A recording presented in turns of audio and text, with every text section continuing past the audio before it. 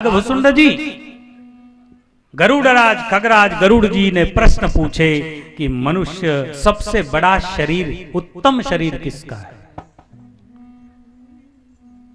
तात सुनऊ सादर अति प्रीति, तात सुनऊ सादर अति प्रीति, मैं संक्षेप कहूँ यह नीति, नर तन सम नहीं कवने उदेहि, जीव चराचर जाचर देहि, नरक स्वर्ग अपवर्ग किसेनी, नरक स्वर्ग अपवर्ग किसेनी, ज्ञान विराग भगति शुभ दे, ज्ञान विराग भगति शुभ दे।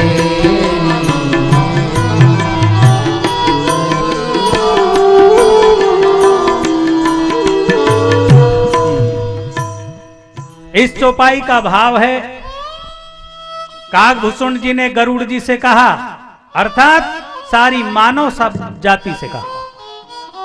गरुड़ जी ने पूछा सबसे उत्तम शरीर किसका है? खगराज काकभूषुंड जी ने कहा, नर तन सम नहीं कवने उदेहि, मनुष्य शरीर के जैसा किसी अन्य प्राणियों का शरीर इतना कीमती और इतना रहस्यमय नहीं है। मनुष्य शरीर ही बहुत ही महत्वपूर्ण है। नर तन सम नहीं कवने उदेहि, जीव चराचर जाचत देहि।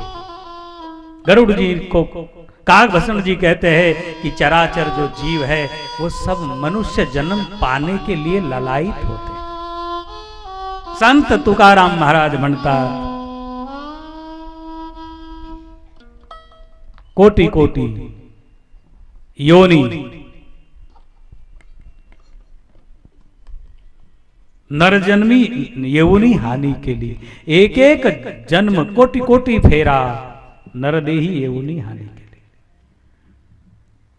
नरक स्वर्ग अपवर्ग निशेनी, ये एक निशानी है। मनुष्य शरीर सीढ़ी है, सीढ़ी, पेड़ियां है, पख्तरियां है, ऊपर चढ़ने का जीना है। इससे आप नरक में भी जा सकते, स्वर्ग में भी जा सकते। बापूजी, आकाश में नरक और स्वर्ग है क्या? आकाश में तो लोक लोकांतर है ही, उसका मैं विरोध नहीं करूंगा, लेकिन जस्ट देखना है तो जो लोग दुर्गुणों के पक्ष में रहते उनका जीवन नरक जैसा होता है। और नरक का मतलब है कोई लेटरिन के गड्ढे में डाल देना नरक का अर्थ नहीं है। नरक का मतलब है काम, क्रोध और लोभ के टेंशन में जलते रहना,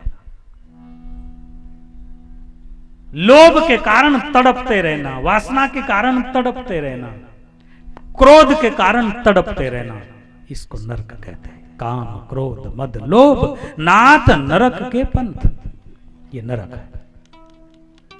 जो आदमी टेंशन में रहता है तो समझो उस समय नरक में ही पड़ा है। बुरा मत मानना, अगर हम भी 10 मिनट टेंशन में रहते तो हम समझे कि हम नरक में है। 10 मिनट नरक, सूझबूझ के द्वारा उस नरक से निकल जाए कि जो होना है होना है, जो होगा होगा, नहीं होगा वो नहीं होगा। क्यों चिंता करें? भगवान के भरोसे केवल कर्म करो। अच्छा, नहीं दरिद्र सम दुख जग माही, संत मिलन सम सुख जग नाही।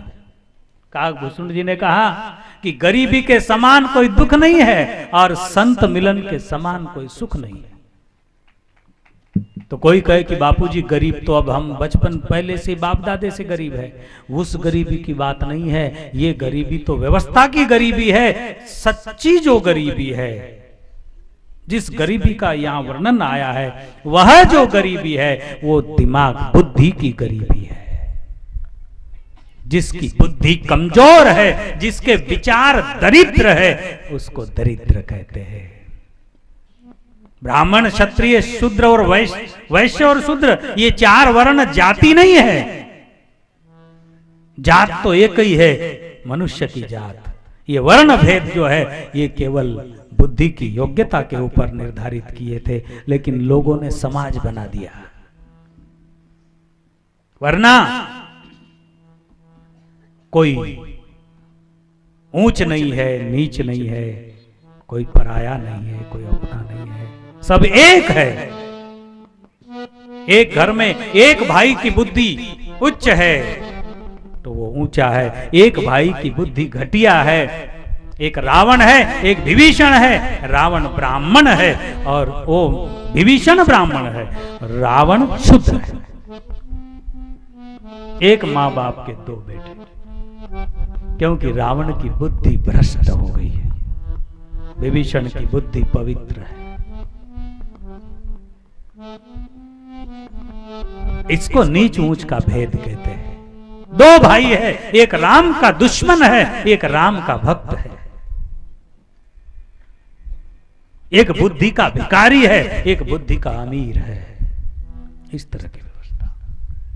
पर उपकार वचन मन काया, संत सहज स्वभाव खगराया। इस तरह के सारे इशारे इसमें आए हैं। परम धर्म श्रुति विदित अहिंसा, परम धर्म श्रुति विदित अहिंसा, पर निंदा सम अघन करीसा, पर निंदा सम अघन करीसा। सुनहु तात अभिमान सिरोगा, जिनते दुख पावे सब लोगा। मोह सकल व्याधीन कर मूला, मोह सकल व्याधीन कर मूला। ताते